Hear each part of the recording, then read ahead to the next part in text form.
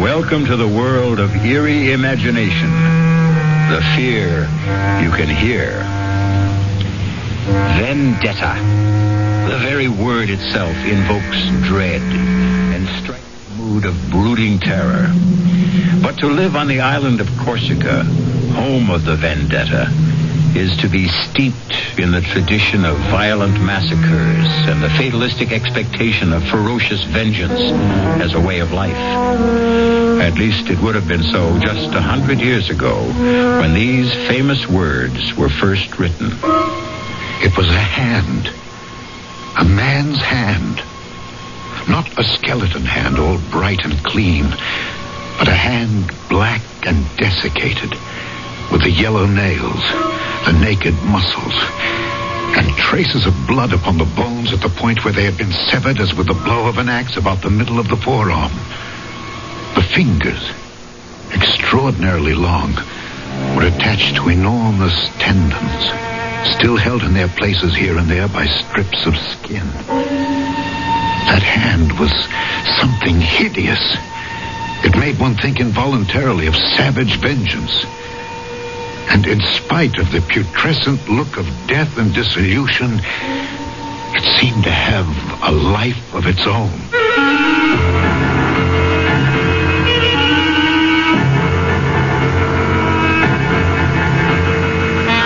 Our mystery drama, The Hand, was especially adapted from the Guy de Maupassant classic for the Mystery Theater by Ian Martin and stars Alexander Scourby. I'll be back shortly with Act One.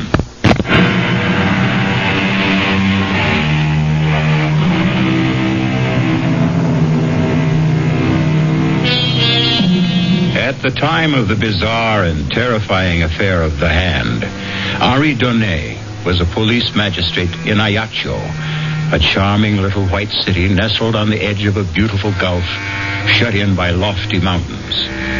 Most of the cases he had to investigate or prosecute there were cases of vendetta. But these were Corsican against Corsican.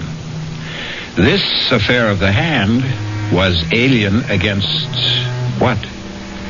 Something far more alien, perhaps supernatural. That was not until later, of course. For now, the only alien presence was a neighbor of Henri's, a Sir John Rowell, lately come to the island to settle down, and an object of great speculation among the native population. Well, there goes my new neighbor again. Does he go hunting at twilight? No, Bernard. At least as a magistrate, I hope not. Well, what's he shooting at then? I don't know, Marguerite. We have no sharks. The wolves and other predators stay in the mountains, and he's not been here long enough to start a vendetta. Oh, I am not sure. Listen to that. Oh, no call for alarm, Doctor. I'm quite sure your services will not be needed. It is the same pattern night and morning. Well, Henri, then what is he shooting at? A target, I suppose. He's keeping his eye sharp. But for what? Ah, now, that is the question. Have you seen him? He is immense and very powerful. And he doesn't encourage visitors. He has 2 huge Alsatian hounds that look ready for the kill at a word. You are chief magistrate and in a far better position to judge him than any Henri. What do you make of him? I don't know. His papers are in order. I have no reason to have any professional interest in him. Well, has he no one to share his loneliness? He has a manservant he brought with him from Marseille. No one else. There was a woman listed on the ship's manifest as his wife. Oh, his wife. Well, I never knew. Well, then, but no one seems to know that. In the months he's been here, no one has seen hide nor hair of her. I've watched these evenings myself, and I've never seen her move from the house. If, indeed, she is inside it. So you see, Marguerite, very soon, both as friend and policeman, I'm going to have to satisfy your curiosity and my own about the mysterious Sir John Rowell. For a while, however, I had to content myself with having a close watch set over the man. None of my people could find anything suspicious enough in his actions for us to make any move. But as the strange rumors about him continued and increased, I resolved to see the stranger face to face for myself. I made a point of going hunting every day in the neighborhood of his place. It took me a little while, but at last, one day... So, bien, Fernand, hold the point. You flushed him,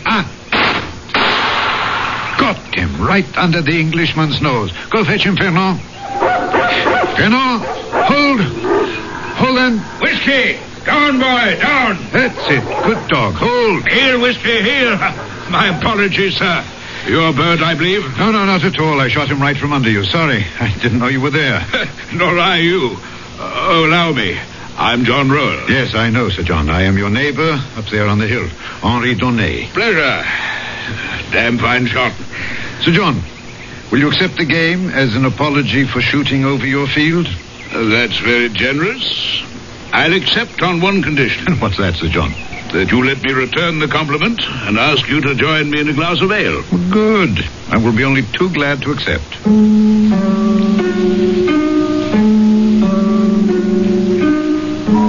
It was less the heat of the day than my professional interest that prompted me to accept the invitation from the tall man with the red hair and beard. Very tall indeed. And also very broad, a sort of placid and polite Hercules. I was most anxious to be able to question him about his life and his projects. Joseph, out here on the veranda. Change your mind and have something stronger? Oh, no. Ale will be perfect. Are you cold, Sir John? Yes, 2 glasses of ale for Monsieur Donnet and myself. Very well, sir. And bring a cut of Stilton and some water biscuits. You like our English cheeses? Oh, yes, I do. We are quite insular enough here on Corsica. It's a rare pleasure to indulge in a foreign taste. I know what you mean. Still, I can't feel that Corsica, or for that matter, anything French is anyway foreign to me. Now, Joseph, splendid. Thank you. Put the tray on the table here. Yes, sir. You can loose the dogs again. It'll be quite safe while I'm with Monsieur Donnet. Very well, sir. Oh, those are the big Alsatians I see occasionally, huh? 2 of them. Yes. They look quite savage and fierce. Do you think perhaps my dog will... Oh, have no fear. Castor and Pollux are as docile as kittens where other animals are concerned. They're trained as man-killers. Huh? And then... only at my command. Your health, Monsieur Donnet? To yours. Delicious. So refreshing. As the view of the sun setting across that blue Mediterranean water. Yes. Does Madame Rowell also share your enthusiasm for your adopted island? Lady Rowell is an invalid. I hope to nurse her back to health here.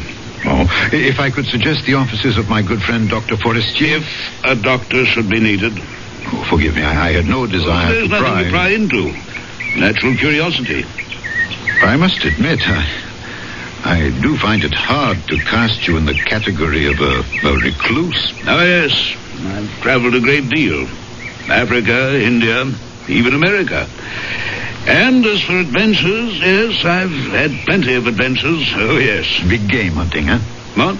Oh, of course. I've hunted them all. Tiger, elephant, rhinoceros, gorilla. The name's a legion. Oh, all very dangerous animals. Terribly so. Not really. When you compare them to the worst of all. Oh, what? What else, Monsieur Donnet? In your profession, you must know him too.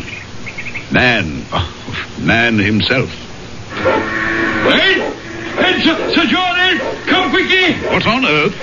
Forgive me. I followed Sir John down the front steps of the veranda as he took them 2 at a time and disappeared around the corner of the house. I would have followed him further, except as chance had it, I turned my ankle quite severely on a loose stone after the bottom step. Stopping in momentary pain, the yelp and snarl of the dog suddenly quieted, and I was conscious of the squeak of the front door of the house. Arrested, I looked up to see, framed in the doorway, a tall, emaciated woman with great bruised half circles underlining her eyes that stared with a feverish gleam. She wore a long, loose, trailing peignoir, and with one hand she beckoned towards me while clutching something in the other close beneath her breast. Painfully, I limped back up the steps. Help me. Whoever you are, help me. Lady Roll? Whoever I am, this side of the grave, help me. But how? By sending this letter post haste. Oh, but please, I beg of you on all our lives, don't tell Sir John. I'm afraid, madame, Please, don't refuse me. You're my last, best hope. Hope for what? I did not stay in case he returns, but please, I beg of you, send my letter. She was gone, like a wraith, as though she'd never been. But the letter in my hand was real enough. Before I had time to read the person to whom it was addressed, I found myself involuntarily concealing it in my pocket before Sir John, returning, could see it. Nor could I stop to ponder why my impulse had been to accept the lady's part rather than that of my charming and seemingly outgoing host. Why I chose to conceal its existence rather than reveal it. My dear Monsieur Donnet, pray forgive me. I'm most sorry we had to be interrupted. Oh, forgive me for not following you, but I turned my ankle. What happened? Oh, the curse of trying to maintain privacy. The curiosity seeker. A farmer from back in the hills named Deschamps, who passes by here on his daily route, for some unearthly reason came skulking round the back of the house and was cornered by the dogs. But what would he have expected to find here? Heaven knows. I've no secrets worth anyone's concern but my own, as I hope you believe. Or is your presence here today more than just a seeming accident? Are you concealing something from me, sir? I was aware that he wore about his loins an American-style gun belt, and that low on each hip, concealed by the flare of his coattails, were two matched pistols with mother-of-pearl handles, on one of which his right hand rested lightly. The letter in my pocket seemed to burn through the lining as I tried to judge whether it caressed that handle by accident or design.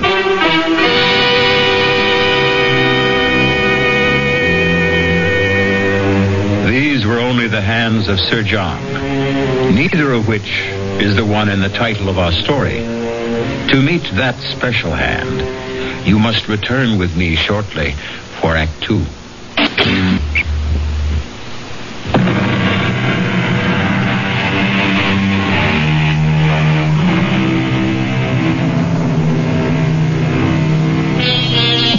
The huge, red-haired and bearded Englishman towers over the small, dapper Frenchman. They are as widely disparate men as you can imagine. One all muscle and vital force, the other elastic, supple, poised always for the counterstroke, like a rapier. Antagonists? No, only in a sense. But whatever their relationship, mutually admiring of each other. Why should you imagine I have anything to conceal? Why, indeed. Come, let's go inside. I'll show you some of the trophies of a roving life, if you'd be interested. But very, of course. Can you stand on your ankle all right? Is it sprained? No. Just a slight twist. From the hall, he led me into his parlor, which ran the length and breadth of the whole house across the back in a great L. His parlor was all hung in black silk, embroidered in gold. The fabric is Japanese work. Yes, but the rest is yours. Not the panels. What's mounted on them? Yes, tiger, lion, black panther. Those I recognize. And elephant tusks, I see. The hippo and he and the rhino are a little large for mounting. The rhinoceros is the most dangerous of all, I suppose. Except, as I told you before. Now, you're not honestly going to tell a policeman that you're a manhunter. Not within the confines of civilization, I hope. But I've done a good deal of manhunting, too, in my time. As a soldier? That's a profession, not a sport. I've saved a mount in the center for the ultimate trophy. But never had, shall we say, the courage to make the necessary bag to mount it. I was following the direction of his gaze to a gapingly empty panel in this bizarre and gory collection from the hunt. A panel conspicuous from all the others since it was lined in red velvet, as if in expectance of framing the pièce de résistance. What would you hope to put there? Once, I would have been tempted. Now, nothing. I keep it there to remind me that it could be my own head that poetic justice could have easily decided to frame. Oh, gad, it's suddenly getting dark. Yes, then I must be off for home. I mustn't hold up your dinner. I've enjoyed our meeting thoroughly. Please, come again. You're always welcome. I am not quite so sure of your Alsatians. Oh, you need have no worry. From now on, they'll treat you as a friend. As I hope I can. As I want to be.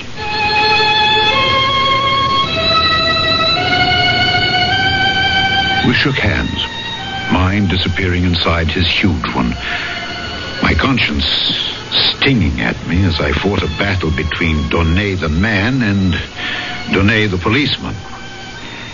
Climbing the hill back to my villa with Fernand frisking along beside me, I tried to tell myself I was only being practical, that I was giving myself time to make my decision.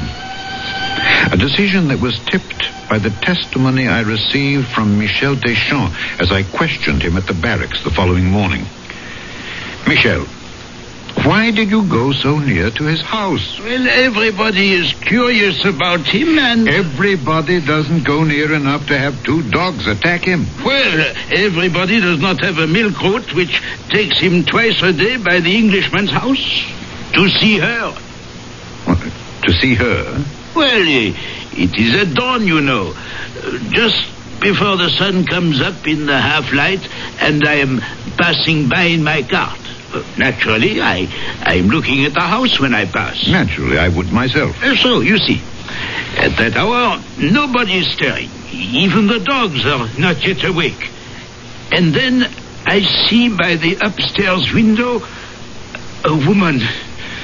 The first few days, I'm not sure. I crossed myself. She's not some witch or somebody who wants to steal my soul.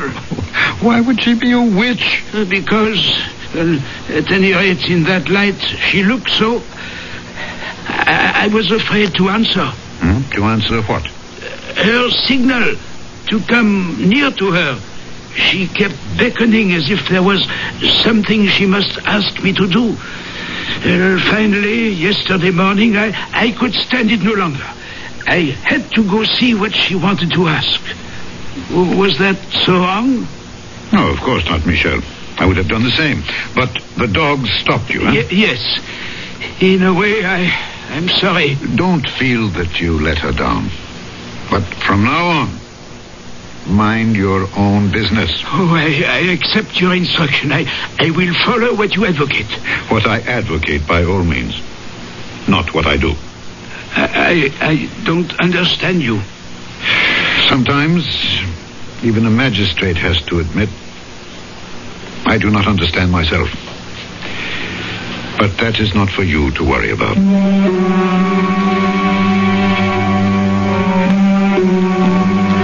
That very morning, there was a mail packet sailing. And I sent off the letter, quickly, almost surreptitiously, without looking at the address, except for the fact that it was to the United States of America. And I forgot it, I imagined. And the months went by. Oh, I do think it's very tedious of you, Henri. Madame Forestier. Oh, well, either for reasons of your own, you are protecting our most famous visitor from the rest of us, or, well, he has some hold over you to protect his precious privacy. He has no hold over me. Oh. Quite the contrary. But if he wishes to be private, I would be the first to protect his right. Well, on a small island like this, why should he have it any more than the rest of us? Touché. But if he can, why shouldn't he? Oh, Henri, you know I don't know how to answer that. All I want to know is, do I have any hope that they might attend my garden fete next month? They? Well, there is a Madame Roel. Yes, but she is sickly. Well, is there some hope that at least Sir John might be coaxed to appear? No, I have no reason to suppose that he would refuse. Now, Lady Roll, I would find it hard to answer for. Well, then all I want for you is to issue the invitation. Please, may I count on you for that? Marguerite. We're all old friends. Need you ask? I had my doubts about Sir John, and more particularly his lady, attending any local garden fete. But I could scarcely, in my wildest imaginings, have foreseen how extravagantly and tragically it would be impossible. As I approached the house in the hollow below me, I was in a first-class mood because, in addition to a packet from the mail ship for my host, I also bought a bottle of sherry to share with him that, in my opinion, was one of a kind. He met me at the veranda. Well, this is an unexpected pleasure. We had a mail ship in today. I brought you a parcel. Me? Yes. And I thought I'd outstrip the mail. Vain hope. A parcel, you say? This.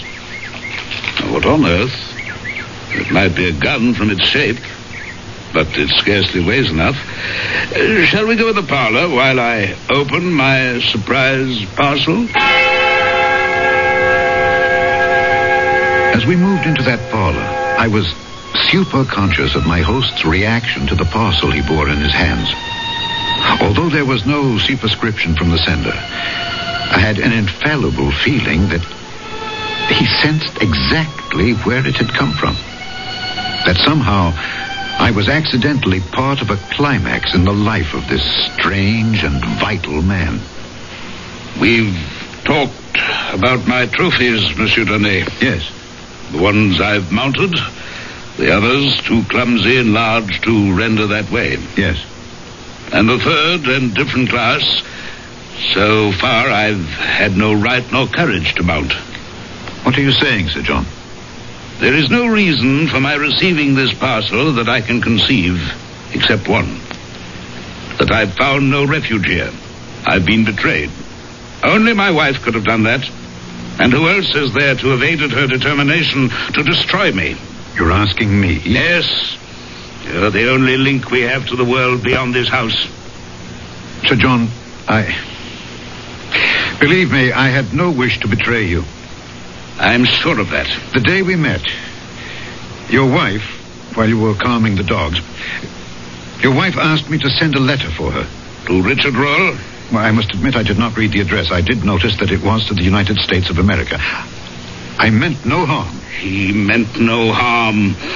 Like Pandora, who naively opened a chest to loose pestilence and all the evils of the world to plague mankind, he meant no harm. It seemed a simple and reasonable request. So you acceded.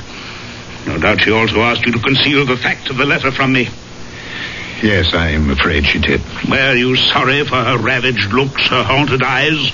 Did you picture me as some monstrous jailer, condemning her to a life of solitary confinement? Sir John, I can only defend my action by telling you that at the time she did engage my sympathy. I told you, I believe, that my wife was not in the best of health. Yes, but... the fault perhaps was all mine.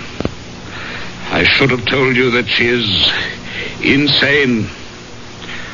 Oh, I'm so sorry. A little late for that. Done. You may have sealed her death warrant. Perhaps even mine. Good God, what do you mean? This parcel from America. Would you like to see what evil out of hell your acceding to that simple and reasonable request has set loose? Sir John, You have involved yourself in this on a personal level. Now I want to involve you on a professional one. As police magistrate, I want you as witness when I open this gift from America. The outer wrapping. Now what do you see? A box. And within it? Something wrapped in canvas. You wrinkle your nose against the smell? Yes, it's very strong. And very familiar? Yes, formaldehyde. Which is used to preserve flesh from mortifying. There's a drawstring on the canvas, which I'm opening. And I'm about to show you my present from the other side of the world. You sound as if you know what it is. I only wish to God I thought I didn't. I echoed the same wish. But it didn't change the contents. It was a hand. A man's hand. Not a skeleton hand, all bright and clean, but a hand black and desiccated, with traces of blood upon the bones at the point where they had been severed as with the blow of an axe about the middle of the forearm. The fingers, extraordinarily long, were attached to enormous tendons still held in their places by strips of skin. Flayed as it was, that hand was something hideous. It made one think involuntarily of savage vengeance. And in spite of the putrescent look of death and dissolution it had, it seemed to have a life of its own.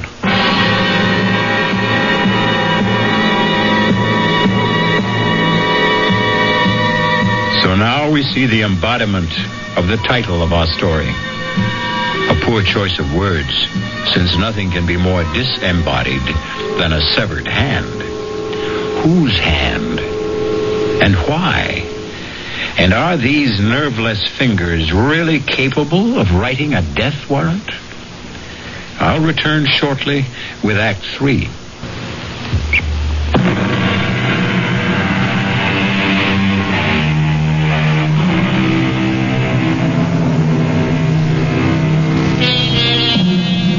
In sick horror, his stomach churning with revulsion, Monsieur Donnet looks at the loathsome object spilled on the desk between him and Sir John. In macabre fascination, his eyes seem riveted to the severed hand. It is only by a supreme effort of will that he is at last able to drag them away and up to Sir John's grim and haunted face. What is it? The hand of a thief. But why? Why is it sent to you? So that there'll be no mistake in my mind who sends it. You said before, Richard Roll. A relation? My twin brother. Younger by less than an hour. As the firstborn, I acceded to the title. The barony was mine, and the living that went with it. Richard had nothing, except my bounty. Our whole life was a gigantic struggle for supremacy. He, because I denied it him. I, because I had to hold it. If you had everything and he had nothing, what chance did he stand against you? Well, I'm English, and I believe in fair play. I couldn't share the title, but I made sure the living was shared equally. I'm not ill-favored, and I'm exceptionally powerful and large. But Richard was taller by 2 inches, stronger by far, and a wild and darkly handsome man that stirred women to a passion beyond their senses. Until Claire. Madame Roll? My wife, yes. Whatever her true name should be now. When we were married, my brother Richard emigrated to the States. And you have never seen him since? Oh, yes, I have seen him. I'd hoped for the last time. Will you forgive me now? There's been too much talk, and I must find a place to hang my latest trophy. To hang it? You can't... I think I've had quite enough interference from you in my affairs, Monsieur Donnet. I must ask you to leave my house. You're no longer welcome.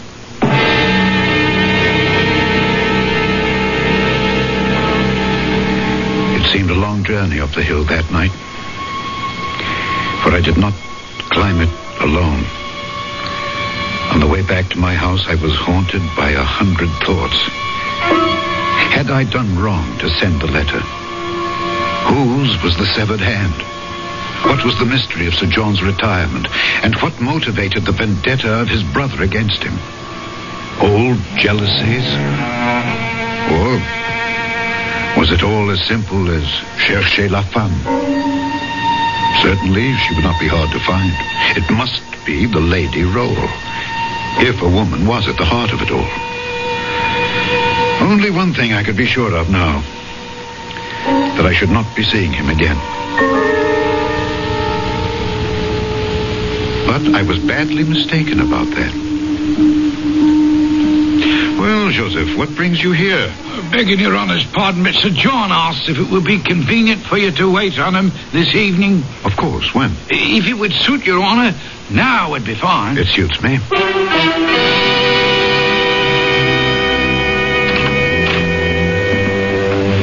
After my churlishness on your last visit, I am more than touched that you do me this honor, Monsieur Donnet. Since I'm still concerned that I may have done you more harm than honor, I couldn't have hesitated. I have some papers here on my desk that I wish to leave in your charge, after asking you and Joseph to witness them. What kind of papers, Sir John?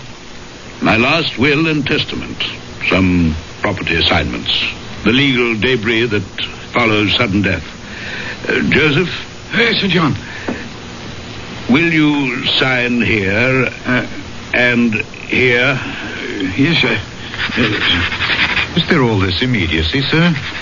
In the midst of life, are we not all equally in the midst of death? Thank you, Joseph. You may go. Yes, Sir John. Now, you, Monsieur Donnet? If you want me to. But I see no reason why. Whatever polite disclaimer was on my lips, it was frozen at that moment as my eyes fell on a blood-chilling sight. A black object in the midst of the empty panel lined with red velvet. Empty no longer. It was the hand, mounted now as the chief of all trophies. But different from all the others in one respect. They were mounted. This was imprisoned.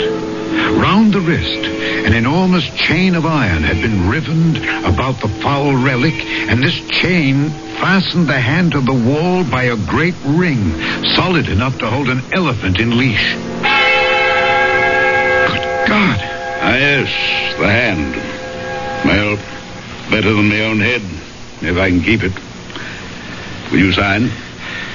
But, yes, of course.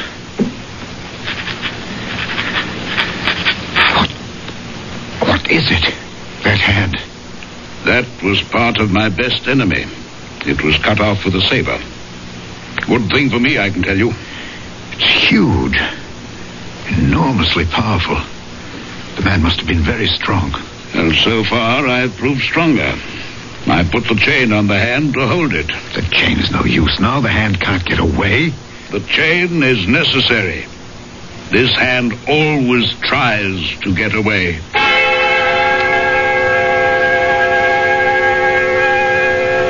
That night, I had a hideous nightmare. I dreamt I saw the hand, the horrible hand, running like a scorpion or a spider along the curtains and up and down the walls of my room. 3 times I woke up. 3 times I went to sleep again. 3 times I saw the ghastly thing running all over my room and using its fingers like so many legs.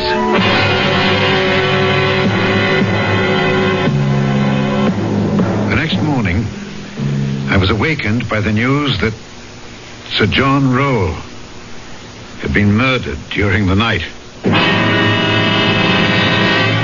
For God's sake, Bernard, act like a doctor instead of some frightened schoolgirl. No, you have not seen him yet, old friend. Well, is it the first corpse either of us has had the misfortune to look at? Just like this. Oh, how did he die? The cause of death was strangling, but under what shocking conditions. I tell you, Henri, in 30 years as a physician, I have never seen anything like it. In what way? We found him lying on his back in the middle of the room. His coat was torn, one shirt sleeve half pulled off was hanging down. There was every indication that a fearsome struggle had taken place. His face was black and swollen, frightfully distorted. But the most noticeable and terrifying thing was his expression. His expression? Absolute, hideous fear. And small wonder. For in the welter of blood that was coagulated about his throat, 5 separate wounds pierced through it, as though driven by points of iron. Only 5? It was as if he had been strangled by a skeleton. But that is odd. What? What you just said. Only 5. Well, of course, how stupid of me. There was only evidence of one hand having done the strangling. That makes it even more bizarre. Is there anything even faintly normal about this whole affair?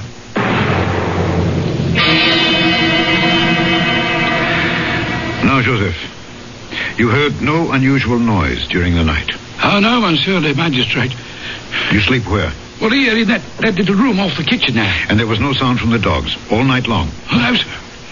Yet if a stranger had approached the house... Oh, those dogs would have torn him apart if he was a stranger. But they were quiet? You would have heard them if they had not been, huh? Well, I'm a very light sleeper. Yeah. Did you sleep late this morning? No, I'm awake before cocks crow, you see. So many things to be done. Water to be drawn, the fire to be laid. Yes. And that's what you were busy with when Lady Rowell left the house? Well, I was already preparing breakfast for Sir John and a tray to bring up to... you see, that's why I was so surprised when she walked into the kitchen fully dressed. And what did you say to that? Well, it's not my place to ask. I just said, what do you want? And? Well, she said she didn't want anything. Just that she was feeling better. And if Sir John should ask about her, she was off for a little walk along the beach. Oh, that didn't strike you as peculiar? Oh, it most certainly did. And did she go towards the beach? Well, I would have thought so. I didn't actually check on it. Why? You're not aware that she's disappeared? Oh, no, sir. We'll leave that for a moment. All right, then what did you do then? Well, once I had everything simmering like for breakfast, I went up to Sir John's room to assist him in his toilet. You were in this habit? Every morning, regular as clockwork. Continue. Well, he wasn't there, sir. His bed hadn't been slept in. Turned down just the way I left it the night before. So, I became alarmed. Everything was out of sorts, you see. I see. And then you came downstairs and found him? That's right. Oh, covered with blood from head to foot. It just don't signify. What does that mean? Well, you knew, Sir John, sir, if ever there was a man built and ready to take care of himself, it was he. Why, he never slept without having loaded pistols or revolvers within arm's reach. And he knew how to use them. Yes. Have you any idea who killed him? Oh, no, sir. Could it have been Lady Rowell? Not a chance, sir. I met her once. She was a tall woman. Oh, but wasted away, Your Honor, and weak as a kitten. Then who? I don't know, sir. I don't even want to know. Neither did I. Or at least to check on what was in my mind.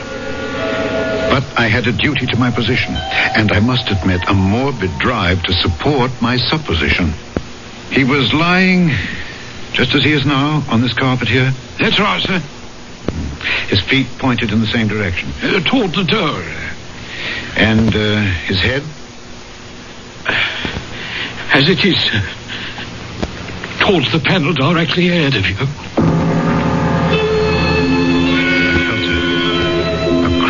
Sensation that lifted the hackles on my neck. I knew, before I looked, what I was going to say. The sight that I had fought against making a reality. At last, involuntarily, I lifted my eyes to the wall, to the panel where the horrible flayed hand used to be. It was no longer there.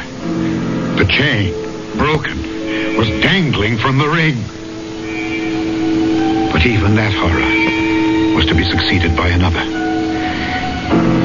As I bent again over the dead man, between his clenched teeth, I found one of the fingers of the vanished hand, severed or rather sawed off by the teeth about the middle of the second joint.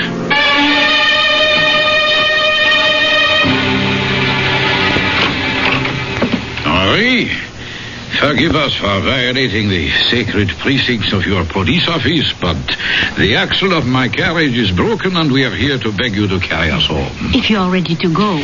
I'm always at your service. And tonight, since it grows dark early these evenings, I will welcome company. But surely you're not still brooding over Sir John and his vanished lady? The missing Lady Royal I can accept. Our Gulf is beautiful, but the tides are treacherous, and her hold on life at best was tenuous. Perhaps she wanted to end it. The mystery of Sir John is something else again. Something best forgotten, I think. Yes. But it doesn't seem to want to be. Let me show you. Marguerite, forgive me. If you feel faint, close your eyes. Yes. Bernard, you remember you said he might have been strangled by a skeleton? Yes. Yeah. Might he have been strangled by this? Good Lord. So that is the famous hand, huh? Yes, if it were possible, such a hand could have made the wounds on his throat, but... Where did you find this? It was discovered last night in the cemetery on the tomb of Sir John Roll. And mark one thing well. What? The index finger is missing. The one we found in the corpse's mouth.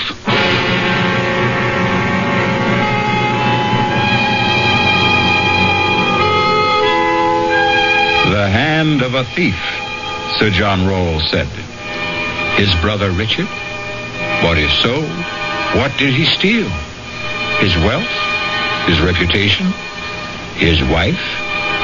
And if his brother, in some gargantuan and titanic duel, struck off his hand, and Richard sought vengeance, which of his hands was the instrument that brought an end to the intense and private vendetta? De Maupassant doesn't tell us. Wisely, he leaves that to us to decide for ourselves. I'll be back shortly.